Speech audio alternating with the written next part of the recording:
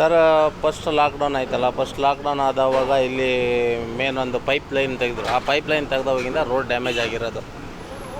ಅದರ ನಂತರ patch work ಮಾಡಿ ಹೀಗೆ ಹಾಳಾಗಿ ಹೋಗಿದೆ.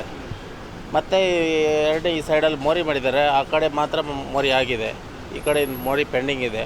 ರೋಡೆಲ್ಲ ಮಳೆ ಬಂದು ಹೊಂಡ ಗಂಡಿ ಆಗಿದೆ. ಅದರಿಂದ ಈ ರೋಡಲ್ಲಿ ಮಳೆ ಬಂದರೆ ಕೆಸರು, ಬಿಸಿಲು ಬಂದರೆ ಧೂಳು.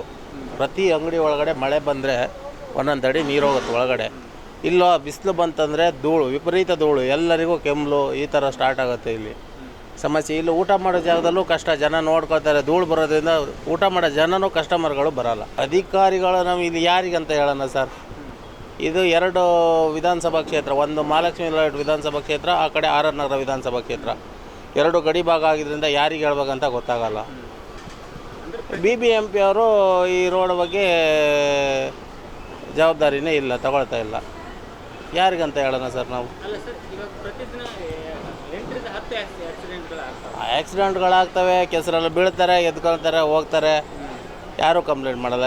ಇಲ್ಲಿ ಜನಗಳು ಅಷ್ಟೇ ಸರ್, ಈ ರೋಡಿಗೆ ಅಡ್ಜಸ್ಟ್ ಆಗಿಬಿಟ್ಟಿದ್ದಾರೆ, ಏನೋ ಯಾರಿಗೂ ಕಂಪ್ಲೇಂಟ್ ಮಾಡ್ತಾಯಿಲ್ಲ. ಇಲ್ಲಿರೋ ಒಂದು 10 ಅಂಗಡಿಗಳಿದೆ, ಈ 10 ಅಂಗಡಿಗಳು 10 ಜನ ಹೋಗಿ ಕಂಪ್ಲೇಂಟ್ ಮಾಡಿದ್ರೆ ಸಾಕಾಗಲ್ಲ. ಈ ರೋಡಲ್ಲಿ ಇರೋ ಪ್ರತಿ ಬಿಲ್ಡಿಂಗ್ ಅವರು ಎಲ್ಲರೂ ಹೋಗಿ ಕಂಪ್ಲೇಂಟ್ ಮಾಡಿದರೆ ಅವಾಗ ಏನಾದರೂ ಆಗ್ಬೋದೇನೋ.